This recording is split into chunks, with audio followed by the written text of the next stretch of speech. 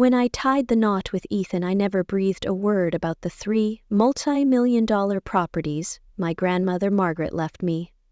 Thank heaven I held my tongue, because just days after our honeymoon, my mother-in-law, Victoria, swept into our Seattle home with a lawyer and a stack of papers, her eyes gleaming with greed. The smug grin on her face melted the moment I revealed the truth, and the battle for my fortune began. The elevator jolted, a sickening lurch that sent my stomach into my throat. I grabbed the railing, my knuckles whitening as the lights flickered and the cabin plunged. Metal screamed against metal, the sound clawing at my nerves. I was alone, trapped in the sleek mirrored box of the Belltown penthouse, 30 floors above Seattle's glittering skyline.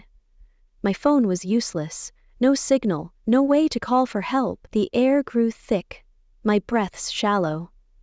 Was this how it ended? A freak accident? Or something far worse? I'm Claire Morgan, 32, a tech entrepreneur who thought she'd seen it all. Until that moment, when the world dropped out from under me. I'd come to inspect the penthouse, one of 3 properties my grandmother Margaret left me in her will, an $1,800,000 0-cents crown jewel in Seattle's hottest neighborhood. It was part of a $4,500,000 0-cents portfolio I hadn't told a soul about, not even my new husband, Ethan Caldwell. The secret was mine, locked tight behind years of betrayal and a gut instinct that screamed caution. But as the elevator shuddered, grinding to a halt between floors, I wondered if keeping that secret had painted a target on my back. The cabin stopped, suspended in darkness. My pulse hammered. I pressed the emergency button, but it was dead, the panel cold under my fingers. Then, a faint creak above me, like footsteps on the shaft's roof. My breath caught. Someone was up there. I fumbled for my keys, clutching them like a weapon, my mind racing. Had someone tampered with the elevator? And if so, why me? The answer lay in the folder tucked under my arm.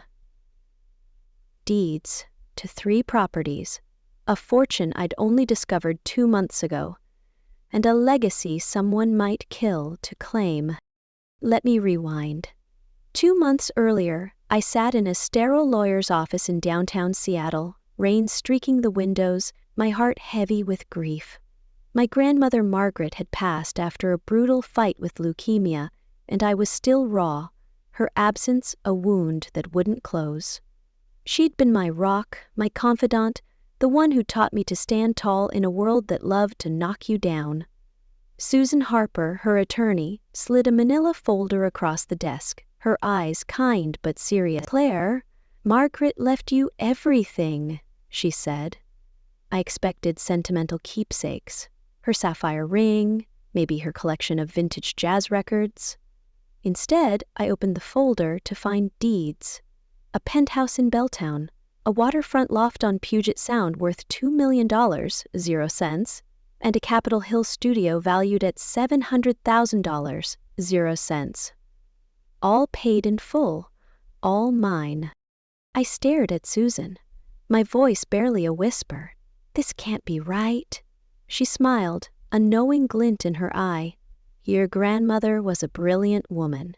She built an empire, and she wanted you to have it." An empire.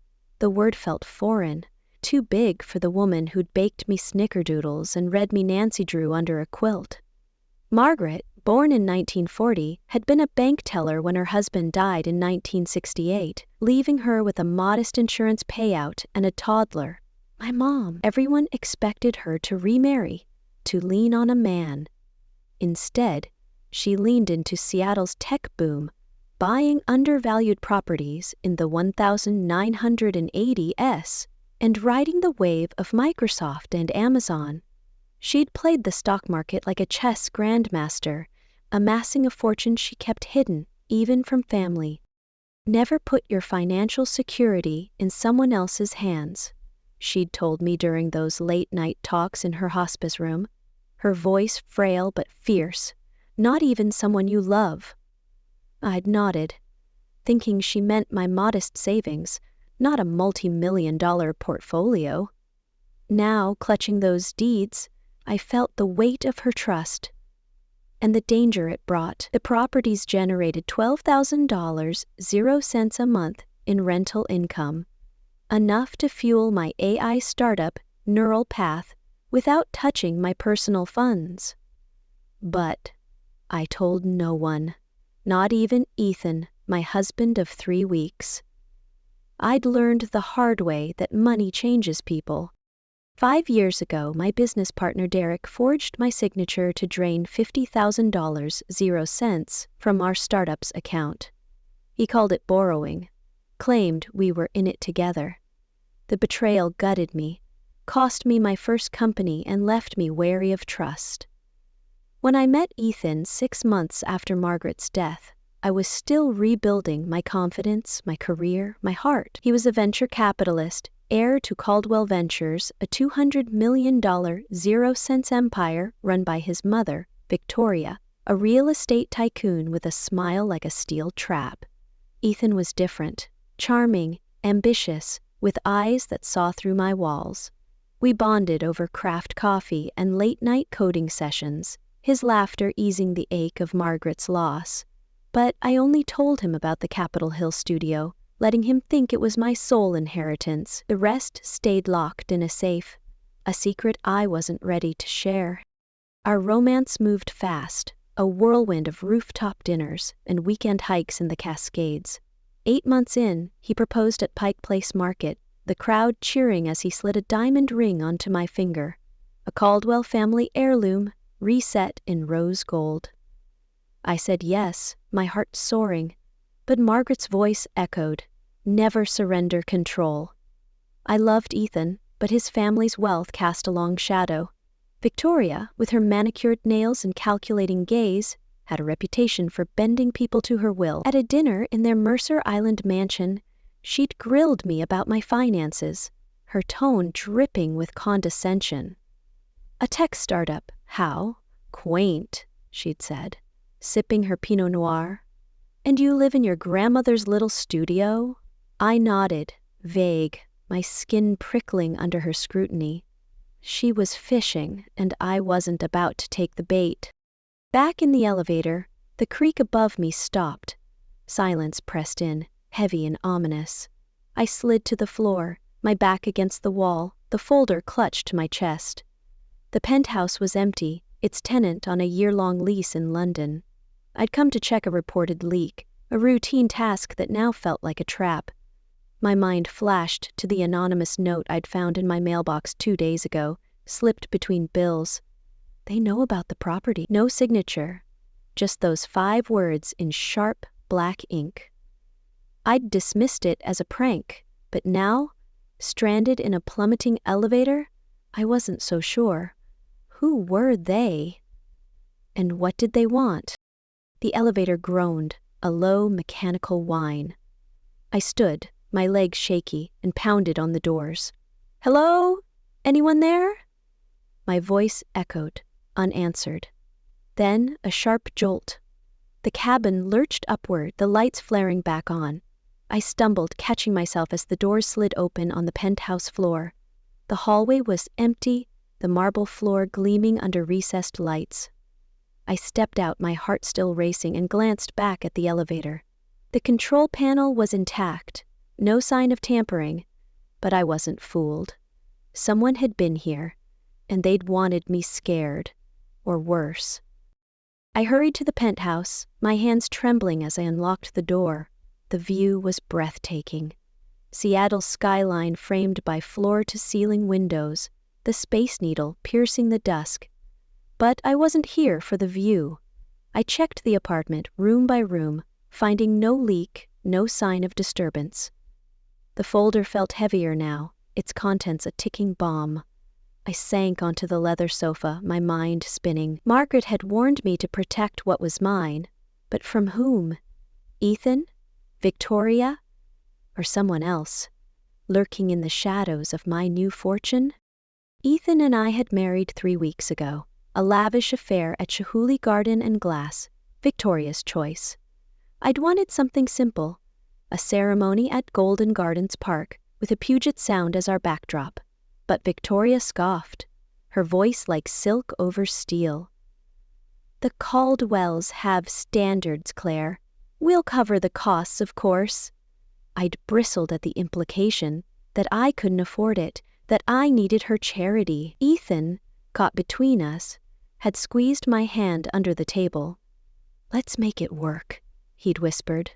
I'd relented, but not without conditions.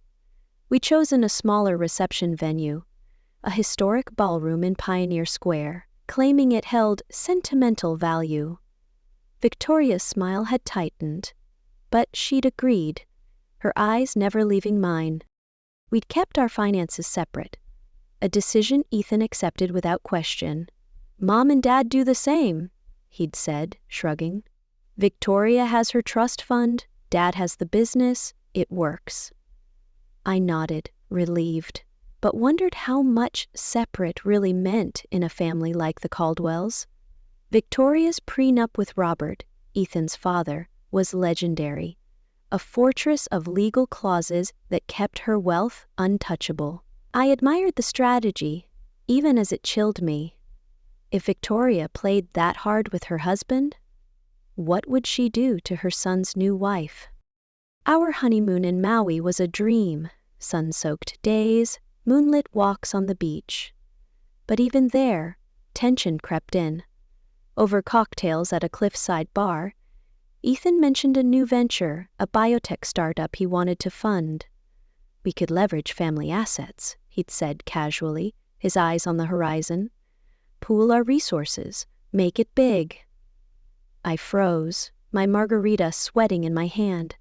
Family assets. Did he know about the property, or was he just talking about his own wealth? I changed the subject, but the moment lingered, a crack in our perfect facade. Back in Seattle, Victoria's presence became a constant drip of pressure. She started weekly visits to our Capitol Hill home, a renovated studio I'd made my own, with mid-century furniture and local art.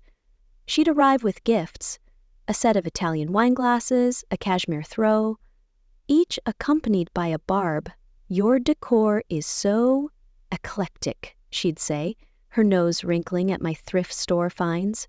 "We could have our designer refresh this place." I'd smile, deflect, but her questions grew sharper. "How's your little startup doing, Claire? Tech is so volatile these days." I kept my answers vague, my guard up. Ethan laughed it off, calling her overprotective, but I saw the pattern.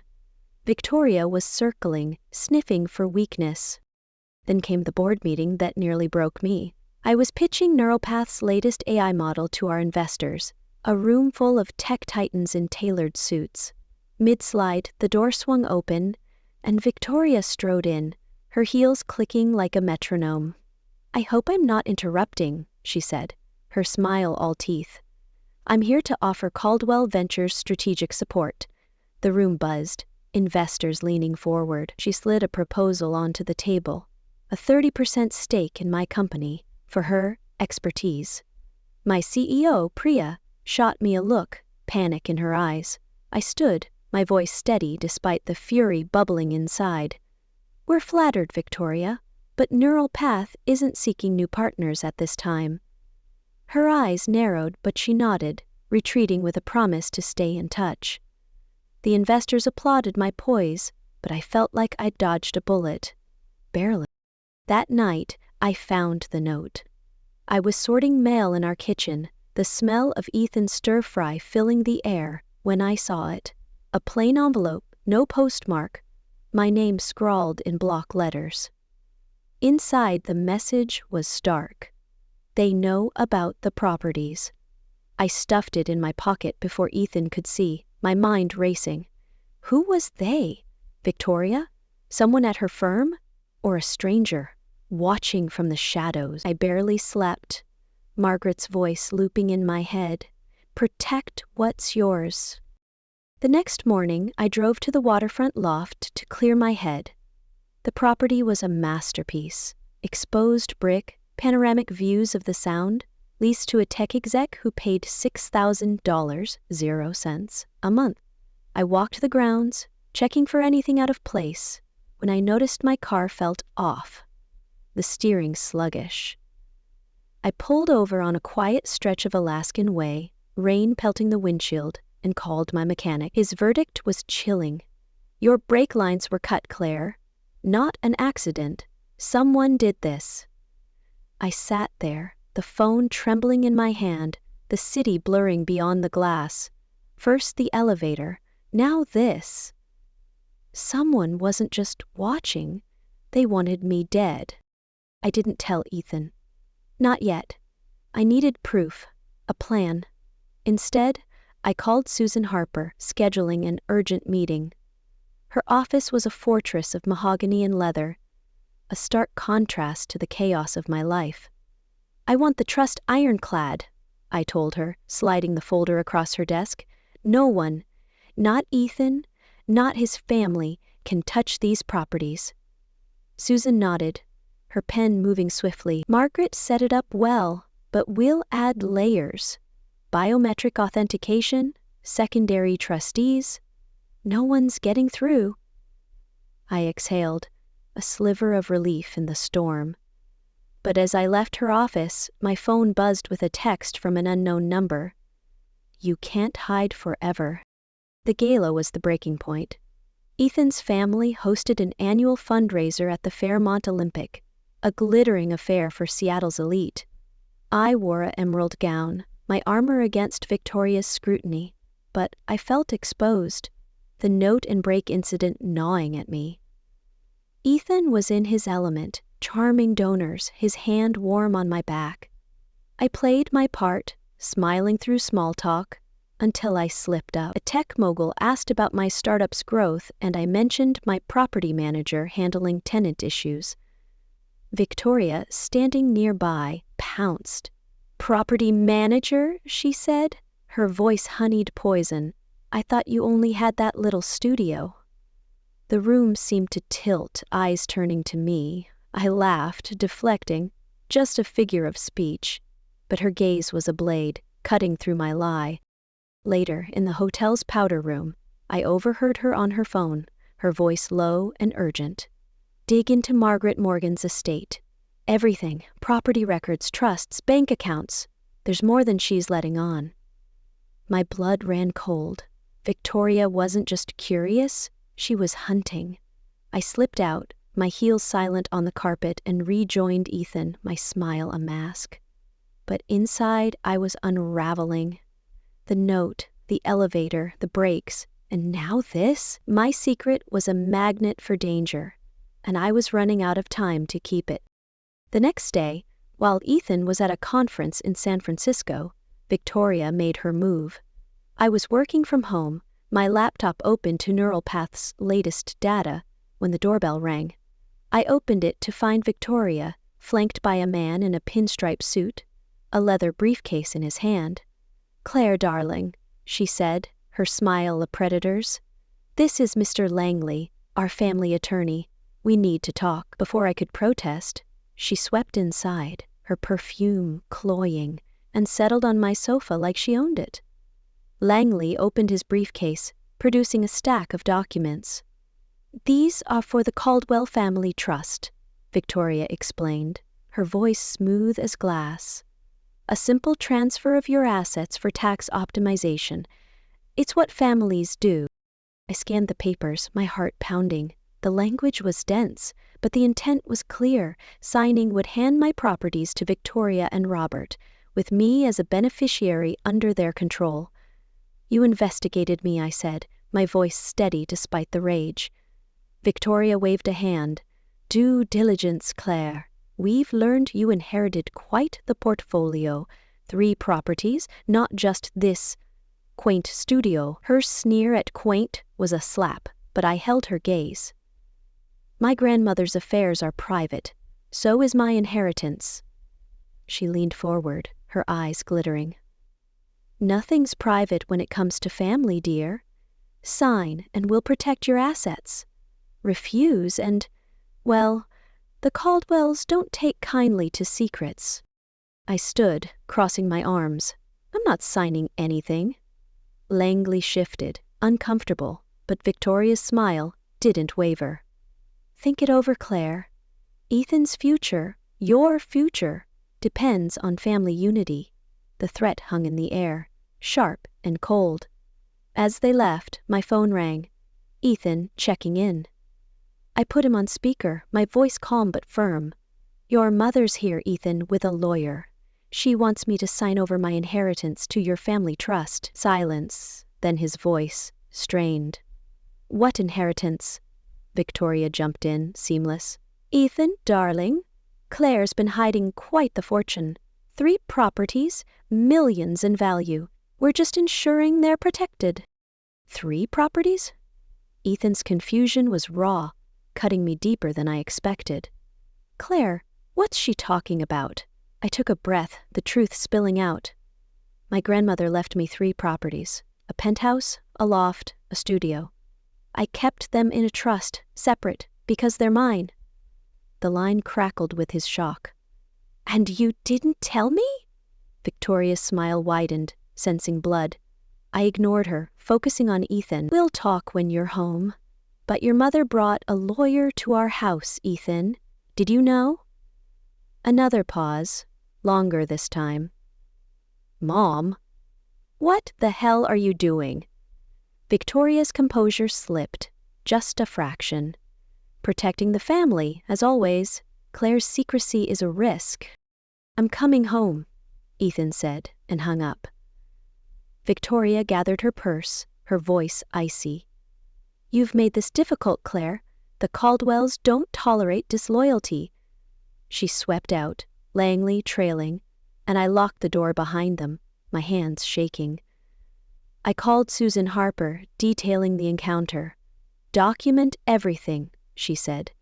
Your trust is secure, but Victoria's not done. I nodded, though she couldn't see, and spent the evening fortifying my defenses. New passwords, alerts to my property managers, a security system for the studio. But as I sat in the dark, the anonymous note burned in my mind. They know about the properties. Whoever they were closing in. The phone went dead. Ethan's voice cut off mid-sentence, leaving a silence that roared louder than the storm outside. I stood in our Capitol Hill studio, the documents Victoria had thrust at me scattered across the coffee table like shrapnel. Her words echoed in my head. The Caldwells don't tolerate disloyalty. I'd just admitted to Ethan, my husband of 3 weeks, that I'd hidden a $4,500,000 0 cents inheritance 3 prime Seattle property from him. Worse, I'd exposed his mother's brazen attempt to seize them. My hands shook as I locked the door, the click of the deadbolt a flimsy shield against the chaos closing in. Someone had tried to kill me twice. First the elevator plunge, then the tampered brakes, and now Victoria was playing her endgame. I was Claire Morgan, tech entrepreneur, heir to my grandmother Margaret's empire, and I was running out of time to protect what was mine. Rain lashed the windows, Seattle's gray shroud wrapping the city in secrets. I sank onto the sofa, the anonymous note from 2 days ago burning a hole in my pocket. They know about the properties. Victoria Ambush with her lawyer, Mr. Langley, confirmed she was part of they. But the hesitation in Langley's eyes when I mentioned Margaret's trust nagged at me. He'd flinched, a flicker of unease, as if my grandmother's name unearthed a buried truth. What did he know? And why did it feel like the danger was bigger than Victoria's greed? I called Susan Harper, my grandmother's attorney, my voice steady despite the adrenaline spiking my veins. Victoria tried to strong-arm me into signing over the properties, I said, recounting the encounter. She brought a lawyer, papers ready to transfer everything to the Caldwell Trust. Susan's response was calm but urgent. Document every detail, Claire. Your trust is airtight, but Victoria's desperate. I'll send a security consultant to install biometric locks on your properties tomorrow. No one gets in without your approval. I nodded, grateful for her foresight, and spent the next hour emailing her a timeline of events: the note, the elevator, the brakes, Victoria's threats. But as I hit send, a new text buzzed from an unknown number. Sign, or Ethan pays the price. My breath caught. This wasn't just about me anymore. Ethan's flight from San Francisco landed at SeaTac at midnight, the storm delaying his return. I paced our studio, the mid-century lamp casting long shadows across the hardwood. Every creak of the old building set my nerves on edge. I'd hidden a taser in the kitchen drawer after the brake incident, a precaution that now felt woefully inadequate.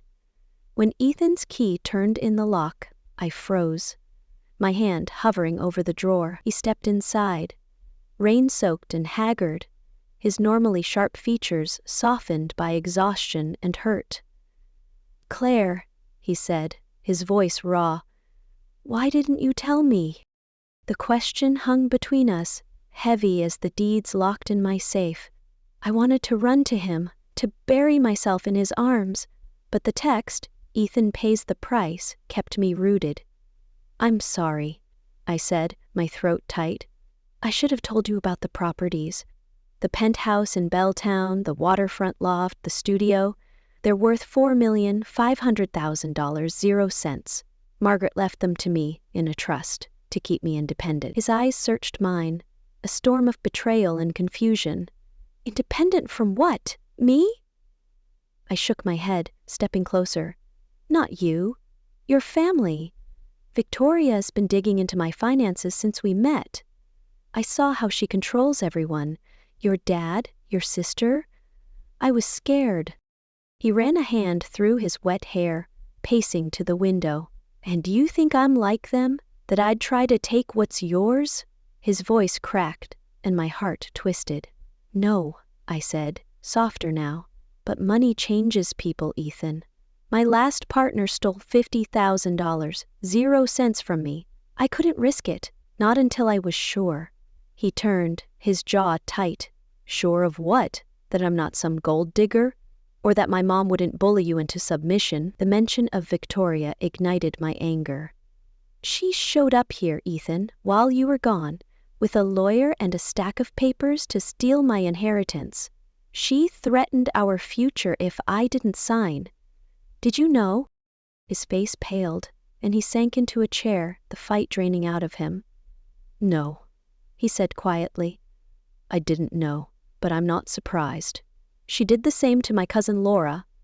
Pushed her to sign over her startup's equity to the family trust. When Laura refused, Mom tanked her business, spread rumors that killed her funding. Laura's in Portland now, barely scraping by." I stared at him, the pieces clicking into place. Victoria wasn't just controlling, she was ruthless, a predator cloaked in Chanel. "Why didn't you tell me?" I asked, echoing his earlier question.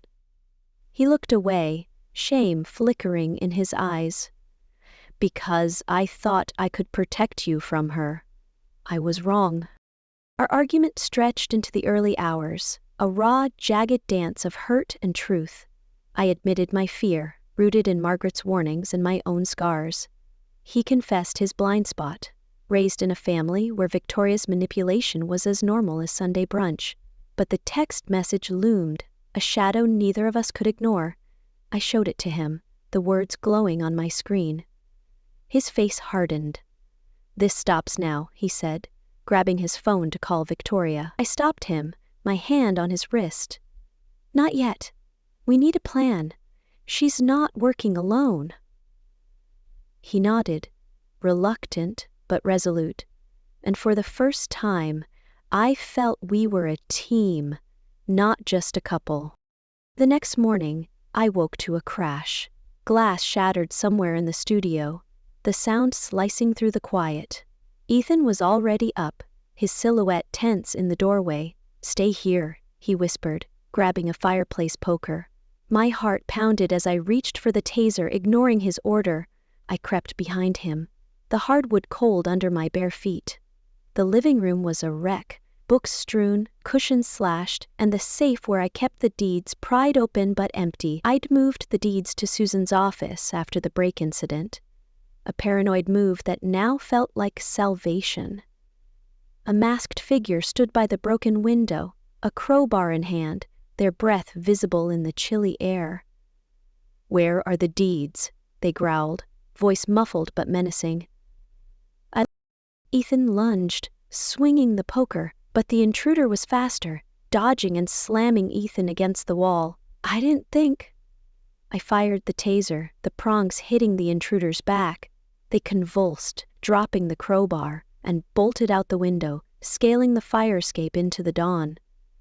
Ethan groaned, clutching his ribs, but waved off my concern.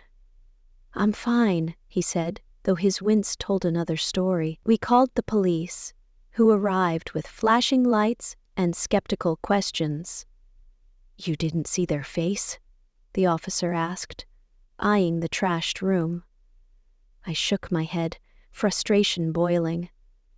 They were after property deeds. This wasn't random. The officer scribbled a note, promising to investigate, but his tone said he doubted we'd hear back. As the police left, I noticed something on the floor. A scrap of paper caught under the sofa, missed in the chaos. It was a receipt, dated yesterday, from a dive bar in Fremont. Scrawled on the back in the same sharp ink as the anonymous note, "Caldwell knows all." My stomach twisted. Was this proof Victoria hired the intruder, or was someone else pulling the strings, using her name as bait? Ethan saw the receipt, his jaw tightening. "We need help," he said. "Not just lawyers, someone who can dig into Mum's moves." I nodded, thinking of Priya, my CEO at Neural Path, who had contacts in cybersecurity.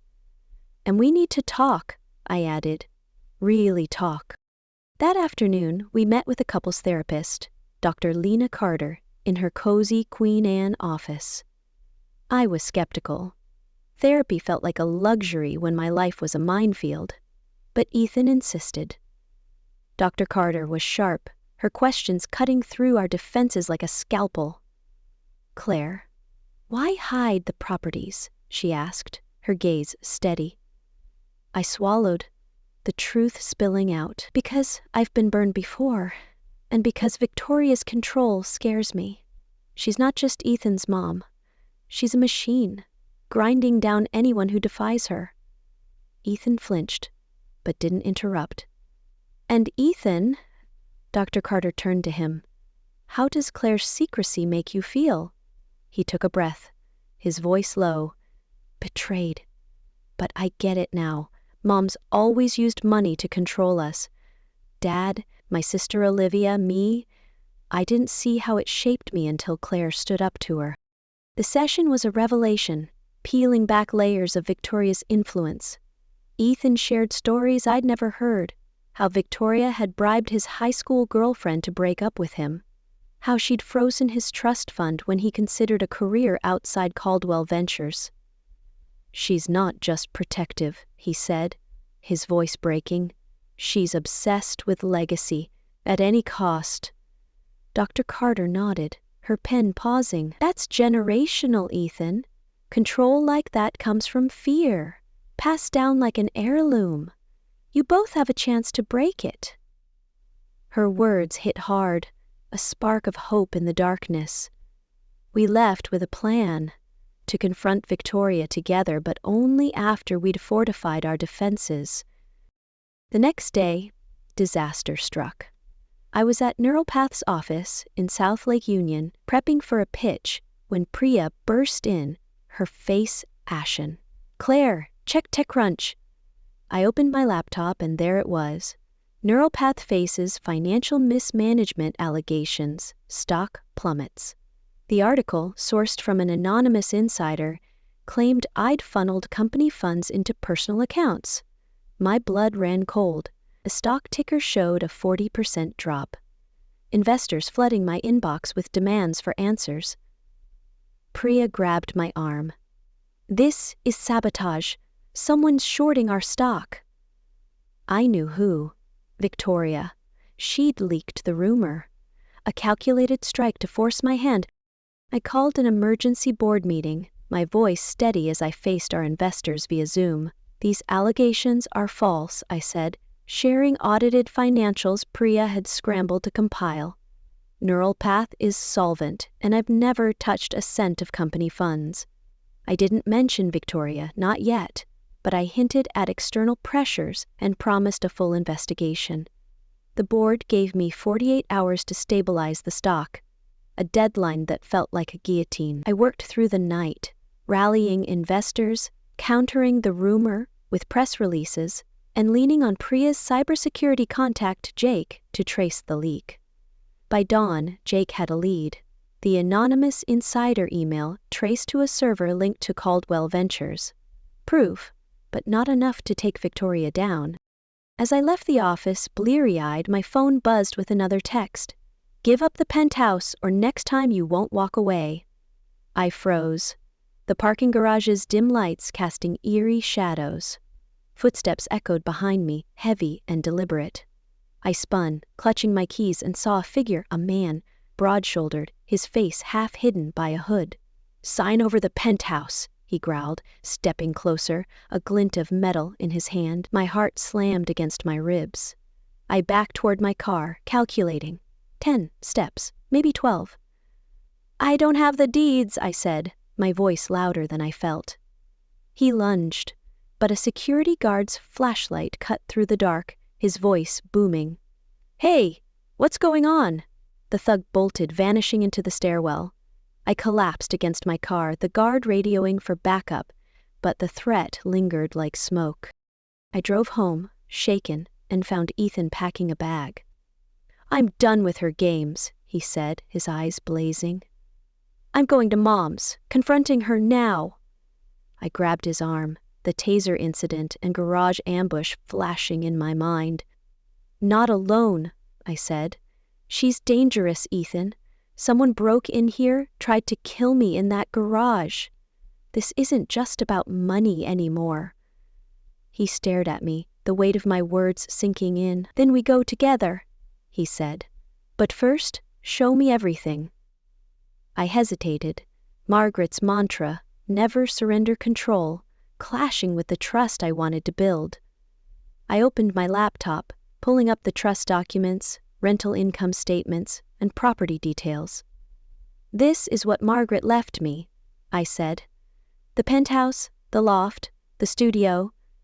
I hid them because I saw how your family uses money as a weapon." Ethan studied the files, his expression unreadable. "You thought I'd be like them," he said, not a question. I took his hand, my voice soft. "I was scared, Ethan.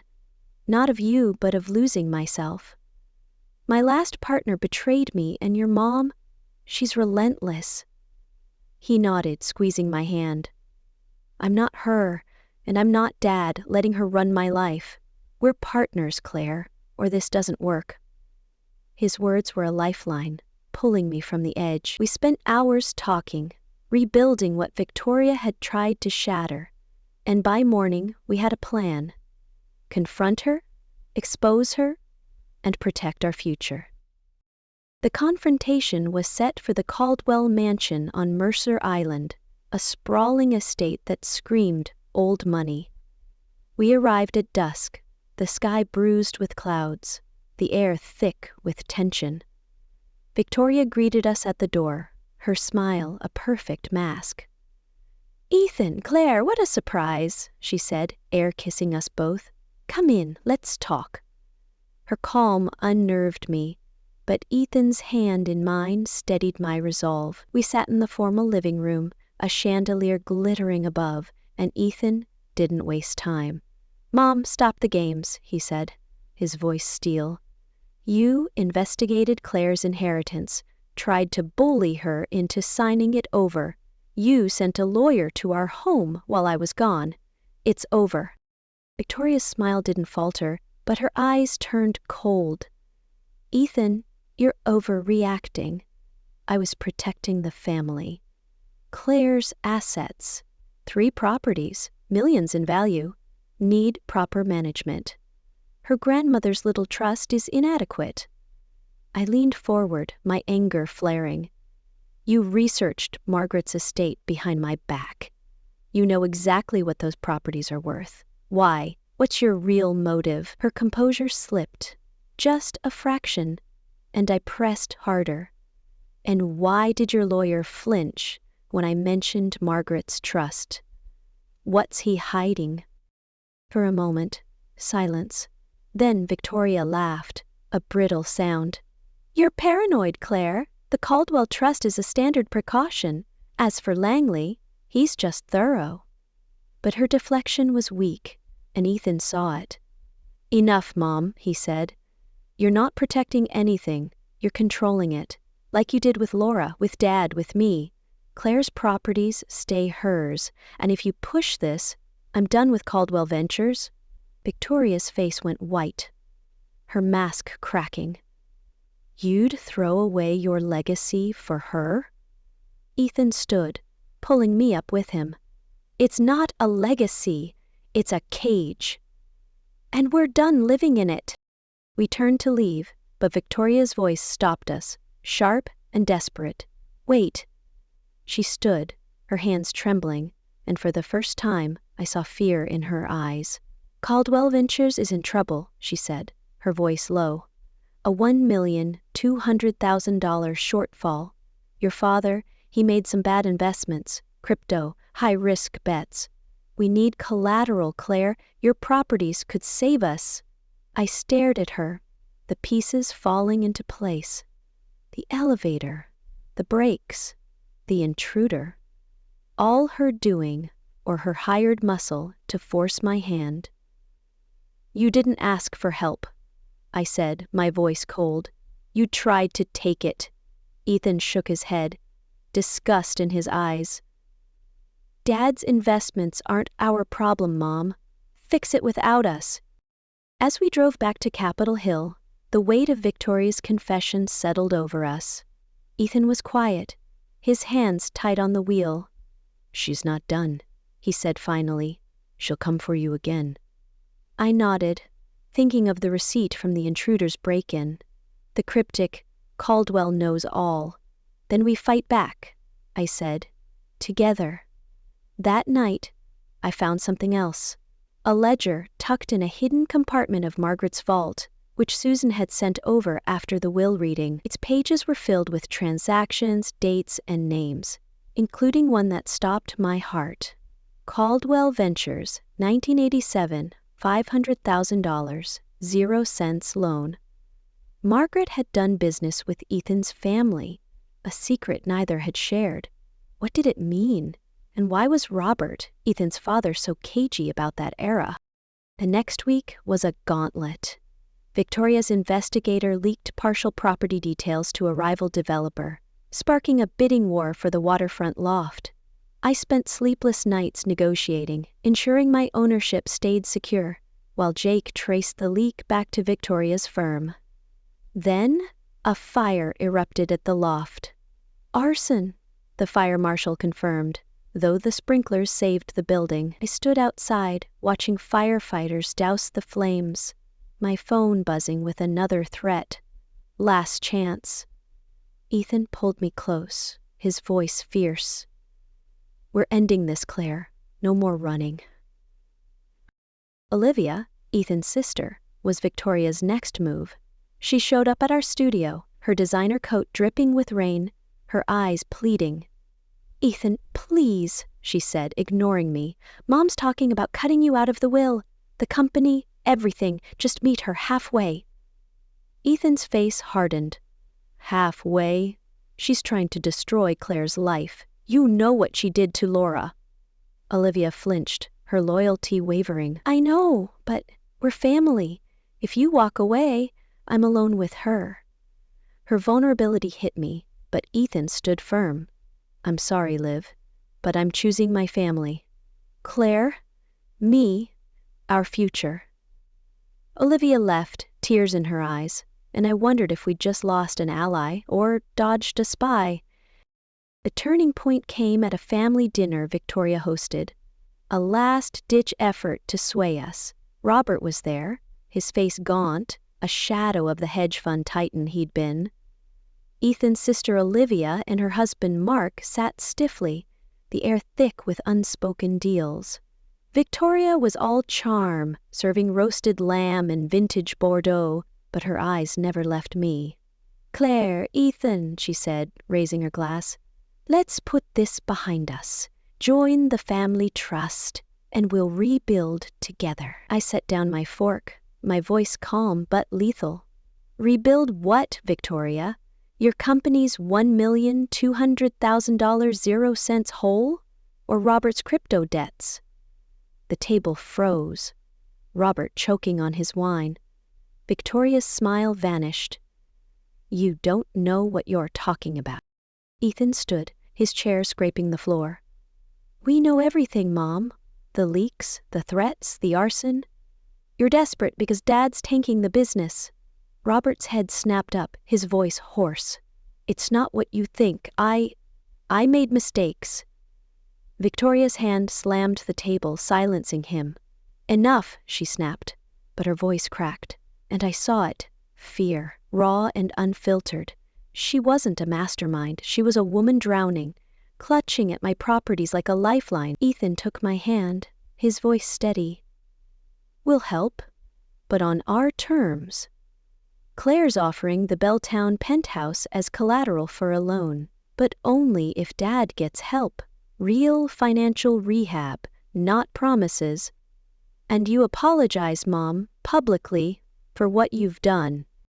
Victoria's face crumpled, and to my shock, she began to cry. Not crocodile tears, but gut-wrenching sobs. "I'm losing everything," she whispered. "Robert's debts, the company, you. I thought I could fix it." Olivia reached for her, but Victoria pulled away, her pride warring with her pain. "I'm sorry," she said, the words barely audible, directed at me. "I was wrong," the room exhaled, the weight of her admission shifting the dynamic. Robert nodded, his voice broken. "I'll go to rehab. I swear it."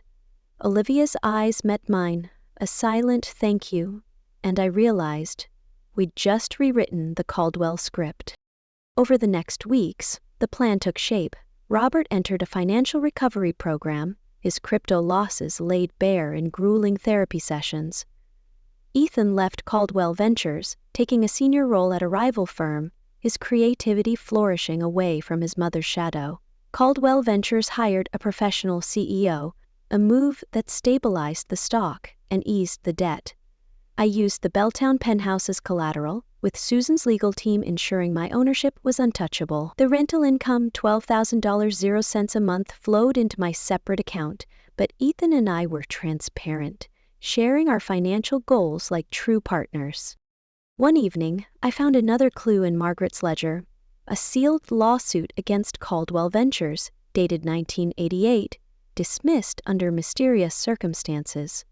Robert's refusal to discuss that era, coupled with the ledger's $500,000 0 cents loan, hinted at a deeper connection.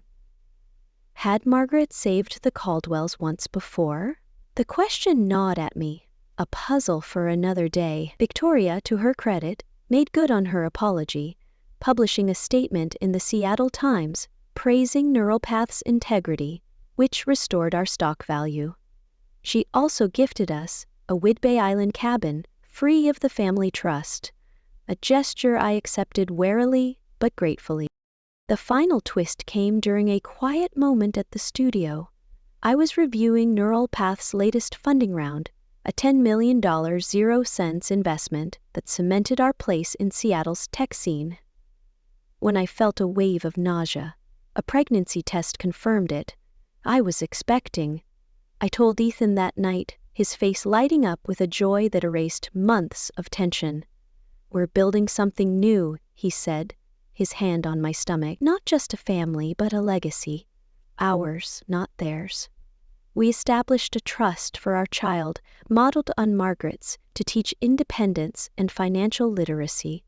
I also founded a tech scholarship in Margaret's name, Empowering Young Women in STEM, a tribute to her fierce spirit. A third anniversary was celebrated at the Whidbey Island cabin, the Puget Sound shimmering under a rare sunny sky. Ethan and I sat on the porch, my hand resting on my growing belly, reflecting on the journey. The elevator plunge, the brake tampering, the intruder, the arson. Each had tested us, but we'd emerged stronger, our partnership forged in fire. Victoria and Robert were healing, their therapy peeling back decades of dysfunction, and Olivia had become an unexpected ally, visiting us with genuine warmth. My portfolio grew with a fourth property, a Fremont duplex, a project Ethan and I tackled together, reinvesting the rental income with shared dreams. As the sun dipped below the horizon, Ethan squeezed my hand. "You taught me what family really means," he said, his voice thick. "Not control, but trust." I smiled, thinking of Margaret, her lessons woven into every choice I'd made. The ledger's secrets, the lawsuit, the Caldwell's past, they lingered, shadows of a story yet to unfold. But for now, we were free, our future bright with possibility. The Seattle deception had nearly broken us, but it had also built us, a testament to the power of standing your ground and choosing love over fear.